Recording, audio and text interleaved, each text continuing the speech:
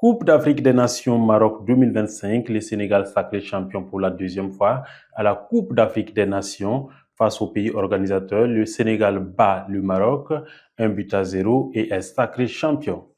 Brahma Traoré n'est plus le sélectionneur des étalons. Dans un communiqué, la Fédération burkinabé de football dit se séparer de Brahma Traoré et de son staff technique.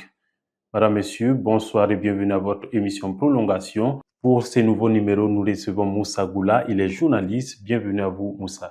Merci. Comment Bonjour à allez-vous? tous, ça va bien chez vous. Merci d'avoir accepté notre invitation. Merci à vous également pour l'invitation. Merci. Alors, en Coupe d'Afrique des Nations, la finale s'est jouée hier. Le Sénégal sacré champion pour la deuxième fois. Alors, vous avez suivi la finale tout comme nous. Comment avez-vous vécu cette finale de la Coupe d'Afrique des Nations? Pour cette finale de la Coupe des Nations, de la Coupe CAF, vraiment, ça a été un match assez électrique. Voilà, des deux côtés. Le Maroc a su jouer la première mi-temps, tout comme le Sénégal. Et les deux équipes se sont bien observées en première mi-temps. Et ainsi qu'à la deuxième mi-temps également, les deux équipes ont montré et ont produit du très bon football. Ça a été un match assez électrique et avec beaucoup de suspense. Mais au final, c'est l'équipe qui s'est montrée le plus méritant, le plus fort qui a dominé le match. Et le Sénégal a su jouer son match. Et Dieu faisant les choses, ils ont été sacrés champions, voilà, de cette compétition.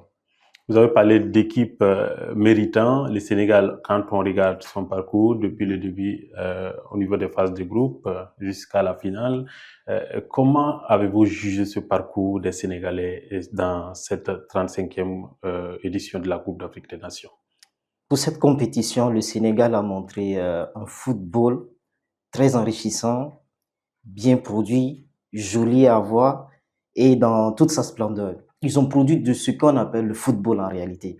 C'est le football africain en quelque sorte. Le Sénégal a su marquer dès l'entame de cette compétition leur statut de favori.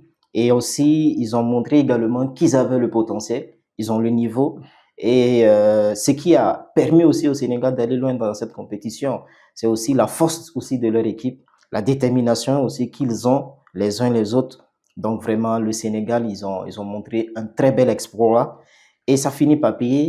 Et le résultat est ce qu'on a pu constater hier avec tous les fans, ceux qui aiment le football africain de façon générale.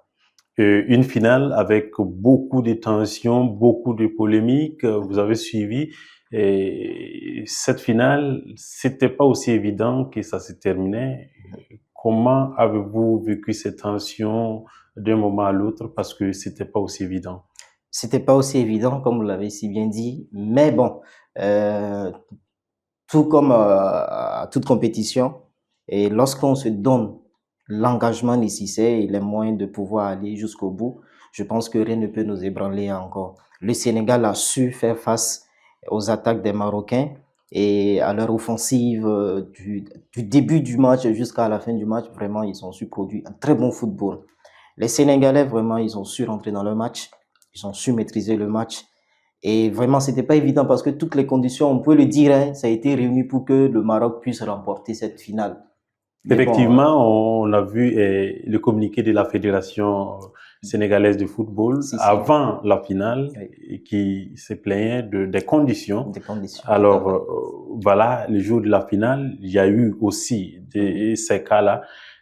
Comment jugez-vous l'organisation déjà? Parce que lorsque vous organisez une CAN et puis il y a des insuffisances comme ça, est-ce que c'est normal? Bon, c'est pas du tout normal, c'est pas joli à voir, surtout dans le contexte aujourd'hui, dans le contexte africain aujourd'hui, le football aujourd'hui. Le football est devenu une institution, donc il faut qu'on le comprenne et qu'on mette aussi les moyens pour pouvoir organiser une telle compétition de cette envergure-là. Donc, quand on a des grandes équipes, des grandes nations qui viennent pour participer à ce genre de compétition, il faut mettre les moyens qu'il faut. On ne dit pas ici que le Maroc n'a pas mis les moyens, ils ont mis les moyens, mais quand on regarde un peu l'organisation, surtout le côté arbitral, ça portait beaucoup polémique. Et arrivé à un certain moment, la CAF aussi sanctionnait un peu de façon hasardeuse les adeptes de ce sport-là qui quand même arrivaient à donner de la voix. On peut prendre ici le cas de Samuel Eto'o qui a été sanctionné à mon avis. Pourtant, il n'était pas le seul dans cette manœuvre-là. On peut quand même essayer de revoir et d'organiser. Sur le plan du logement au niveau de l'équipe du Sénégal, on a vu que arrivé à un certain moment, surtout lorsqu'ils étaient descendus de l'avion Ouais. et qu'ils devaient se rendre un peu au niveau de l'hôtel, Il n'y avait pas de voilà, il n'y sécurité. avait pas de sécurité, ils étaient déglissés à eux-mêmes. Et en ce moment, tout pouvait se passer. Il suffisait seulement qu'une personne de mauvaise volonté s'infiltrait dans la foule là-bas. Et bon, alors très vite, Ouais. voilà, le malheur pouvait arriver et ça allait aussi entacher un peu cette finale, voilà, de cette 35e Coupe d'Afrique. Donc, le Sénégal, ils n'ont pas bien, voilà, comment dire, ils n'ont pas bien aimé cette action, Ouais. ils n'ont pas assez digéré l'action. Et en conférence de presse, l'entraîneur a Ouais. dû exprimer son mécontentement Ouais. et c'est tout à fait logique. Et moi, où je les tire mon chapeau, c'est lors des 90 minutes. Ils ont su montrer un très bon football. Et je pense que on gagnerait, et beaucoup d'équipes africaines également gagneraient, à prendre l'exemple du Sénégal. Voilà, prendre l'exemple du Sénégal parce qu'ils ont su jouer avec patriotisme. L'erreur arbitrale, est-ce que dans cette finale, est-ce qu'il y en a eu vraiment? Parce que l'arbitrage a créé beaucoup de polémiques. Est-ce qu'il y a eu d'erreur arbitrale hier soir? Hier soir, il y en a eu. Et c'était très flagrant, en fait. C'est très dommage de voir le football africain à ce stade-là avec des arbitres. On a l'impression qu'ils n'ont pas la compétence nécessaire d'arbitrer ce genre de finale en réalité. Lorsqu'on organise ce genre de compétition, la CAF devrait voir. Là, je ne sais pas comment ils font la sélection des arbitres, mais il y a des arbitres vraiment. J'ai pas envie de faire sortir le mot, mais quand même, on peut dire que ce sont des gars qui n'ont même pas le niveau même d'entraîner ou bien même d'arbitrer même des matchs même des équipes du quartier. Ouais, c'est quand même assez dur comme propos, mais quand même, c'est ça au fait. Parce que quand on regarde, tu as l'impression que ils ont déjà un parti. Au lieu d'être impartial, ils sont partials. Et lorsque les joueurs de cette équipe-là sont peut-être malmenés, ou bien c'est à eux qui commettent la faute sur l'équipe adverse, il n'y a pas de sanction. Mais lorsqu'il s'agit, bon, disons, du bouc émissaire, alors là, tout de suite, le choix est fait. C'est le carton jaune, c'est le carton rouge. Et alors là, quand c'est comme ça démoralise l'équipe adverse. Et en ce moment, ça ne permet pas à l'équipe de pouvoir jouer. Donc, je trouve que pour ces différentes compétitions-là, la CAF, qui est chargée d'organiser ce genre de compétitions-là, doivent mieux se pencher sur le choix des arbitres. Nous avons vu le but du Sénégal. Alors, un Un but, très bon but. voilà, malheureusement, on n'a pas compris pourquoi voilà, ça a été refusé. Est-ce que, selon vous, le but voilà, était valable et vous avez compris pourquoi l'arbitre n'a pas accepté de valider ce but-là? Pour moi, ce but était valable. Il était clair et net que sur ce but, normalement, le but devait être accordé. Un but qu'on a su marquer avec beaucoup d'aisance de ce genre-là. Vraiment, on ne devrait pas refuser ce but-là, surtout en finale.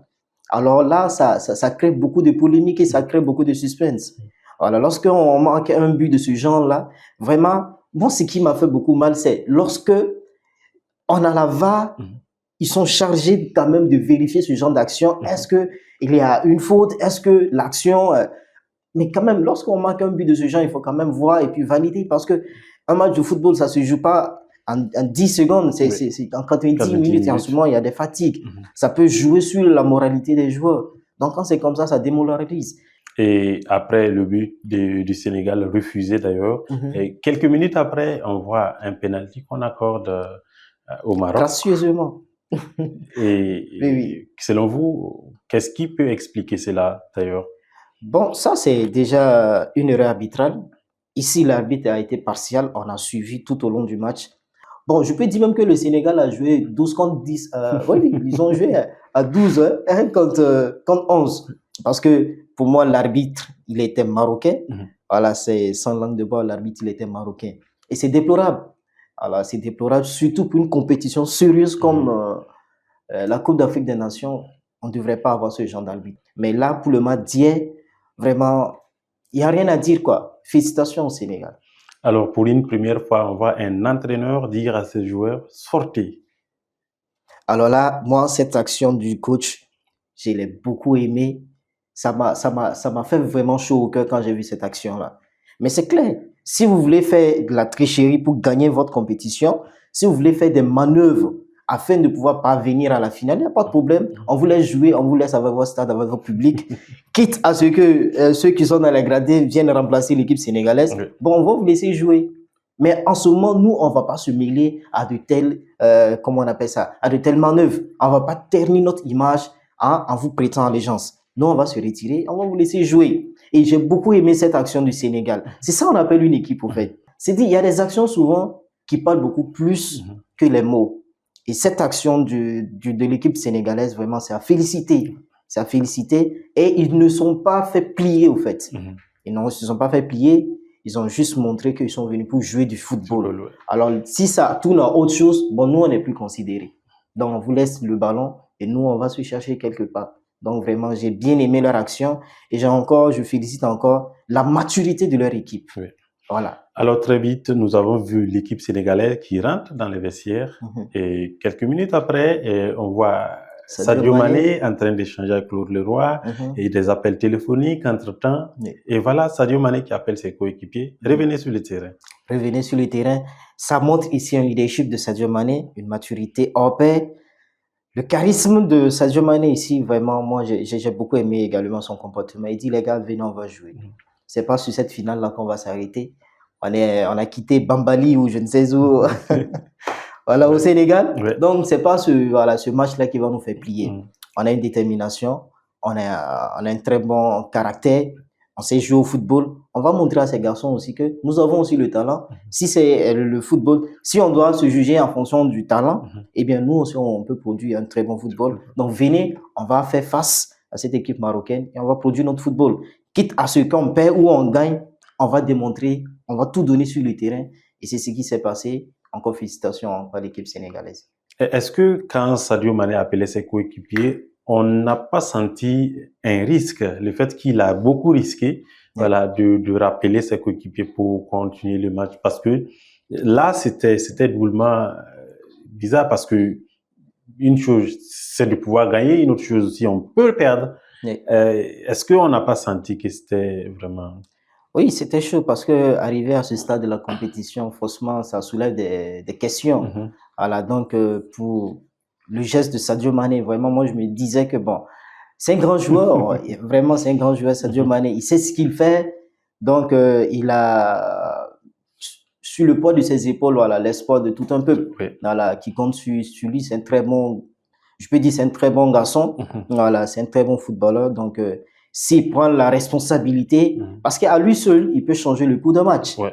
Donc, s'il dit que venez, on va jouer, je pense que pour ce qu'il a déjà montré, voilà, parce que ses actions déjà parlent beaucoup plus voilà, que les mots, donc pour ce qu'il a déjà fait pour l'équipe du Sénégal. Donc, vraiment, il y a quoi voilà, lui faire confiance sur ce coup. Et je pense que bien, c'est que ses coéquipiers ainsi que le coach, ils ont su faire et ils ont su comprendre cette dynamique. Et voilà, ça paye cash. C'était un très bon résultat. D'accord, vous avez même vu les images avec Claude Leroy. Est-ce que ce monsieur-là n'a pas galvanisé davantage cette équipe sénégalaise pour les pousser davantage d'ailleurs à arracher cette victoire-là? Pour Claude Leroy, vraiment, je vais pas m'aligner dans cette dynamique-là parce que on a vu selon l'organisation, parce que le Sénégal était allé pour bien perdre en réalité, en fait. Faut pas qu'on va se voiler la face ici. Le Sénégal était bien parti pour échouer à cette compétition. Au fait, tout était organisé, au fait.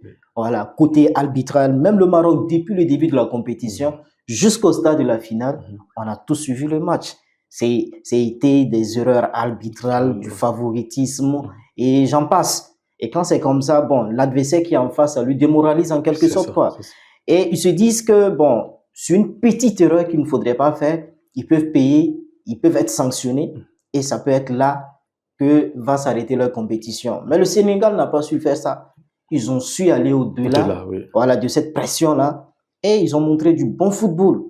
Ils ont montré du bon football. Ne serait-ce que, bon, ça aurait été une autre équipe et je ne pense pas qu'ils allaient avoir la même détermination que le Sénégal. Parce que lorsque on regarde même au niveau des gradins, il y avait plus de supporters marocains que de supporters sénégalais. Je ne sais pas encore combien coûte, je sais pas, ça fait le nombre de places au niveau du stade. Mais les Sénégalais, quand on les regarde, ils dépassaient pas au moins une centaine de personnes dans le stade, en quelque sorte. C'était une marée rouge. de supporters marocains. Mhm. Et là, il y a encore plus de pression, en fait. Donc, je me dis que le Sénégal ici, ils ont su montrer en réalité un certain force de caractère. Et encore, chapeau à l'équipe sénégalaise et à tout le staff sénégalais.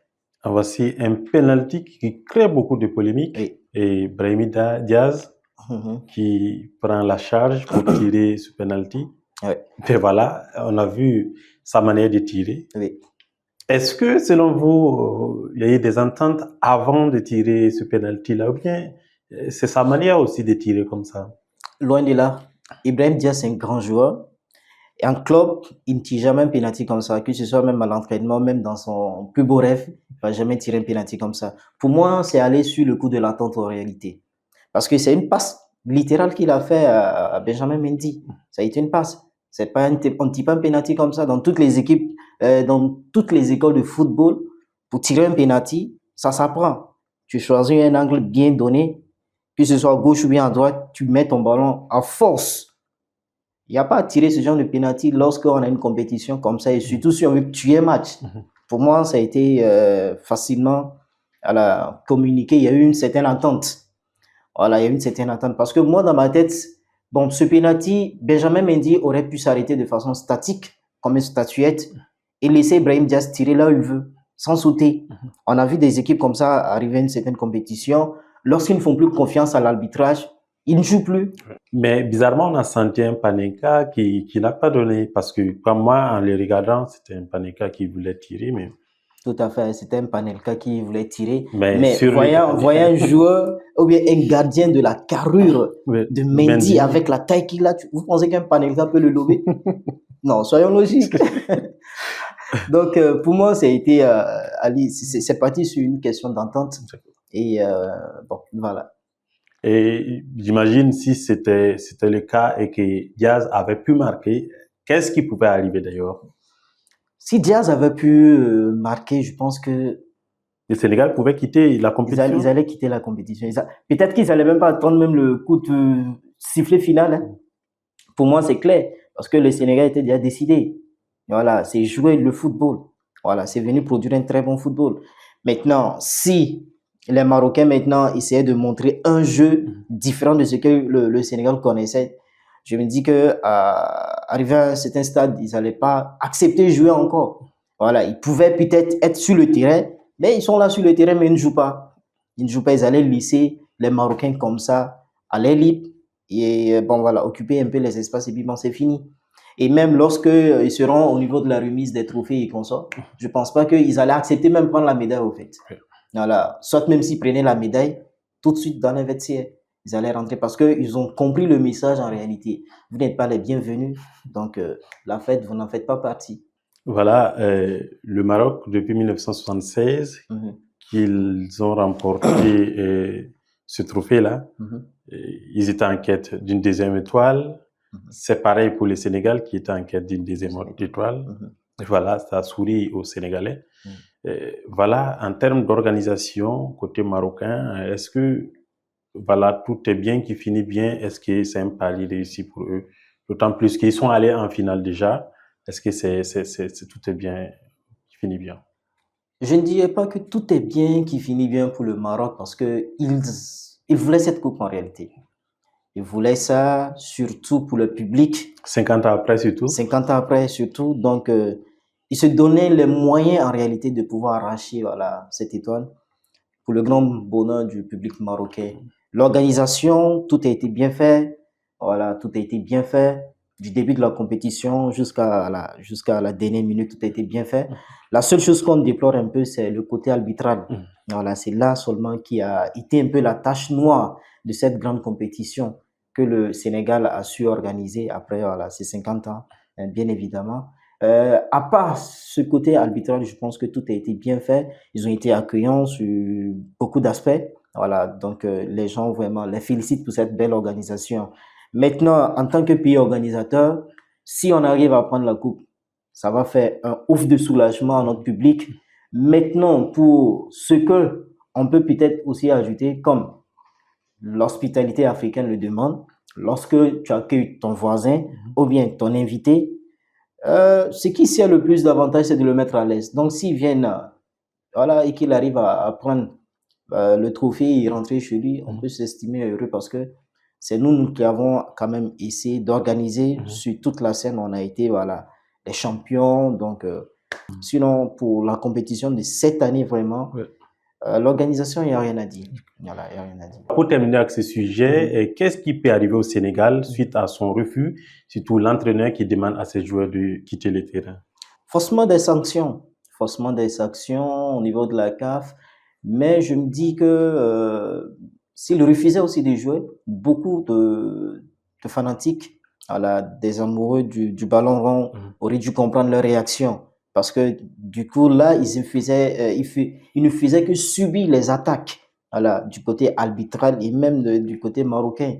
Voilà, sans compter les trucs de laser que les supporters Oui. marocains amenaient au niveau du stade. Normalement, la CAF devait revoir tout ça parce qu'arriver à un certain niveau, c'est pas intéressant en fait. Surtout pour des compétiteurs, normalement, ils devaient avoir l'esprit d'équité, Oui. voilà, afin de pouvoir jouer, produire du bon football africain comme on aurait voulu le voir, voilà, de toutes les autres compétitions passées.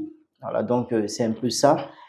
Les sanctions n'allaient pas se faire entendre parce que le staff sénégalais, tout comme les joueurs, qu'on appelle ça, sénégalais, Oui. voilà, ils savaient ce qu'ils faisaient, ils savaient aussi que, bon, ces actions n'allaient pas rester impunies. Voilà, lorsqu'on on est champion et que, bon, on a la vérité en soi, Oui, bon, peu importe, hein, c'est bon. même s'ils demandaient depuis combien de milliards, je sais, je fais confiance à la fédération, Mhm. voilà, de football sénégalaise, ça n'est pas, ça n'est pas causé un Le problème pour eux, problème. ils allaient pouvoir gérer facilement. Alors, notre dernier sujet, c'est le licenciement de Brahma Traoré, le coach des étalons. En début de semaine, nous avons vu un communiqué de la Fédération burkinabé de football qui dit se séparer de Brahma Traoré et de son staff technique. Alors, quel regard portez-vous sur ce communiqué déjà? Ce communiqué est la bienvenue parce que on attendait ce communiqué. Voilà, on attendait ce communiqué et c'est venu à un moment assez opportun.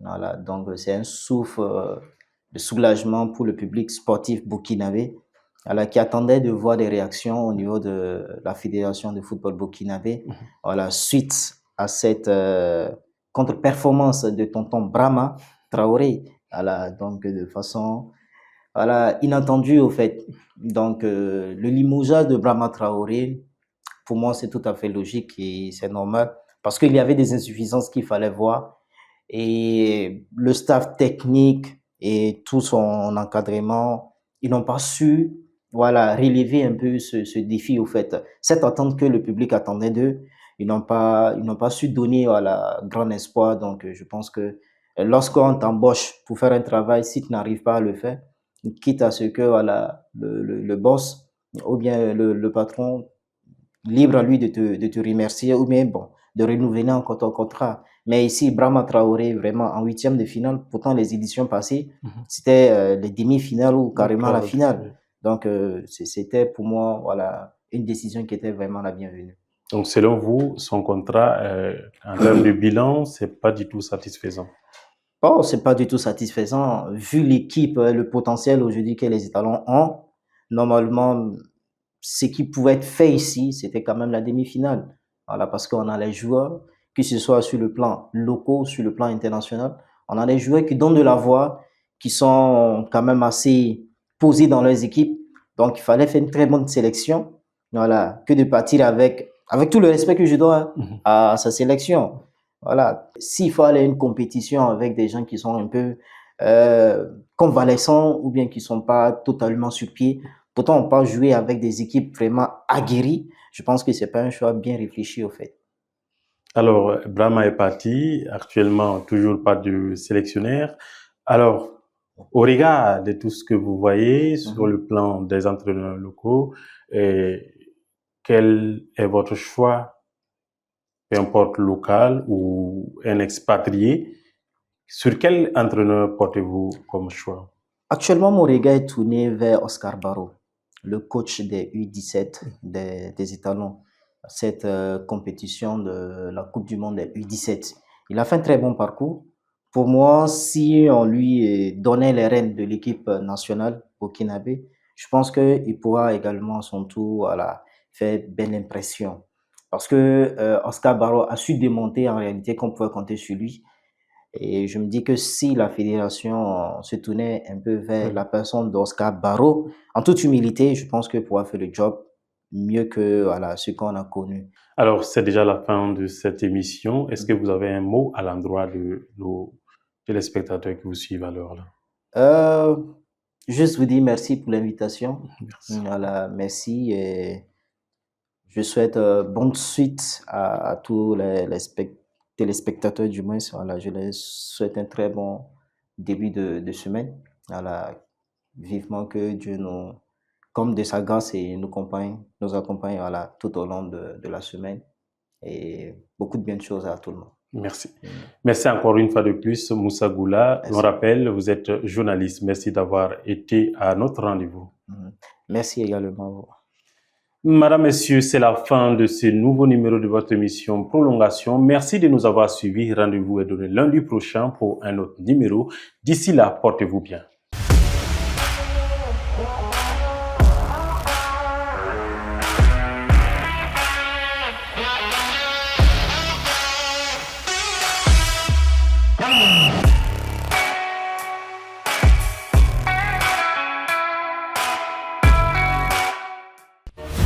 Fadima TV, les racines de l'actu.